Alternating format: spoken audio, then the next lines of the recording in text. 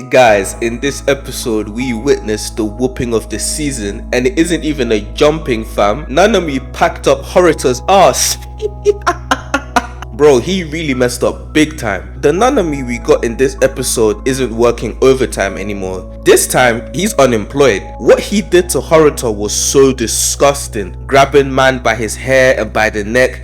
Honestly, this looked like a street fight. Last week, we saw Toji slapping Ino, and this week, we see Nanami. I swear, at this point, the animators at Mappa Studio must love seeing motherfuckers get their shit rocked. The adaptation in the anime felt vastly different to that in the manga, because in the manga, Nanami's rage felt a little bit more subtle, but that was not the case here. In fact, I actually liked how it was captured in the anime better. Not only did they make him look ruthless, but in that moment, he perfectly represented the ideal image of a grade 1 sorcerer in terms of power. Everything from the smooth walk up to him not flinching when Haruta attacked him. He only beat Haruta with one hand. But what made this scene even better was the amazing artwork done by Suta Yamazaki. He made Nanami look so intimidating. Like, his scene was just so badass. And is it just me, or does Nanami look more built in this season? Because this episode made him look like an absolute unit. This episode was titled Blunt Knife. It's a reference to Nanami's weapon and also his mental state. In the beginning of the episode, we hear the inner monologue of Nanami talking about choosing not to get irritated by his own failures, but his thoughts are immediately stopped when he sees an injured Ijichi, which reminded him of Haibara. Not only is this a good callback to the end of the Gojo past arc, is this small scene which shows us that this was the event that changed him as a person, which made him want to leave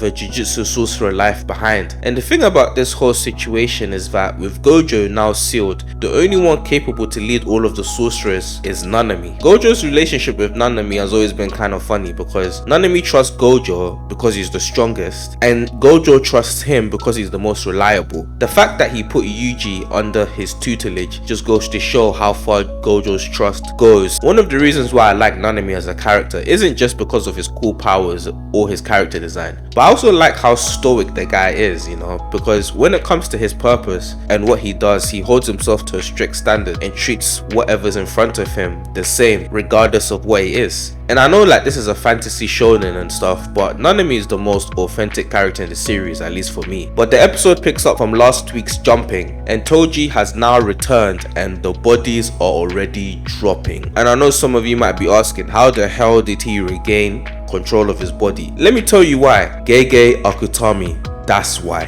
Gege's love for this gambling addicted deadbeat Giga Chad father is just ridiculous, bro. The reason why he was able to regain control is because of heavily restriction. His body was so strong, it destroyed the grandson's soul. First we see Kenny, then Gojo gets sealed, and now Toji's out here sending senior citizens to heaven. And guys, let me just say, Toji looks way faster now than he did in the hidden inventory arc. I'm so excited to see what the animators do with him in the upcoming episodes. After saving Ino, Megumi and Yuji decide to split up, with Yuji going to the Shibuya station. Back at the Shibuya underground, Mei kills off the enemy sorcerer. That wasn't even the main thing I was focusing on. I was just looking at those hips, boy, and oh my god.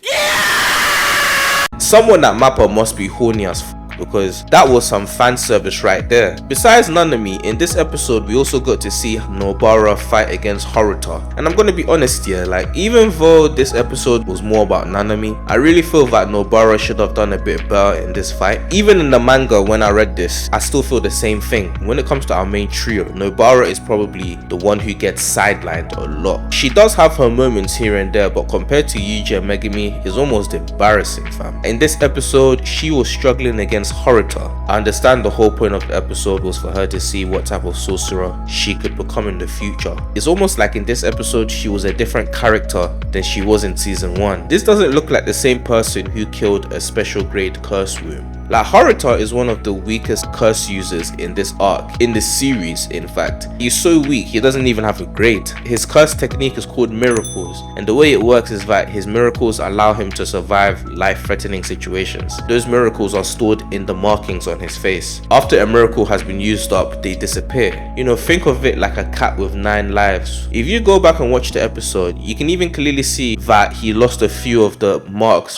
from just Nanami alone. He did lose one from Nobara though, but you know, she wasn't strong enough to take him down. One of the things that the Shibuya incident arc does so well is that it takes our trio through the journey of what it truly means to be a grade 1 sorcerer or even a special grade. In the beginning of this arc, they all got recommendations from Todo and Meimei to be promoted, and each of them is going to be tried and tested. I do appreciate what Gege was trying to do here, but man, Nobara looks so helpless in this. I even think the anime probably made her look much worse than it was in the manga. I'm really interested to see how the anime is going to handle her and make her look in the later fights. If you know, you know. The final scene is of Yuji running into Choso, and Choso attacks him, and oh boy, the animation used for his blood manipulation was just so good. Guys, it's become very apparent to me, especially in this episode, that this season has a lot of production issues. The episode wasn't bad, but compared to the last episode, and of course the Nanami scene, the animation did feel a little bit choppy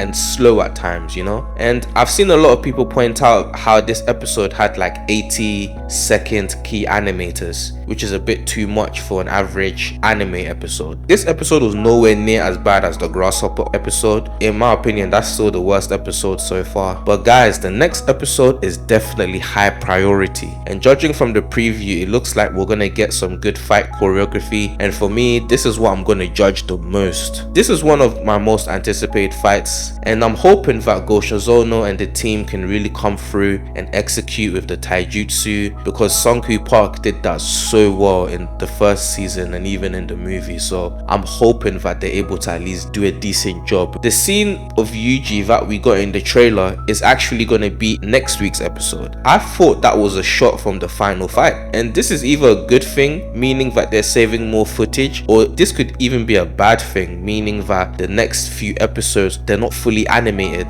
But let me know what you thought about the episode in the comments, and let me know how you're feeling about the season so far. Thanks to everyone who watched the video. Like, share, subscribe, and until next week, stay blessed.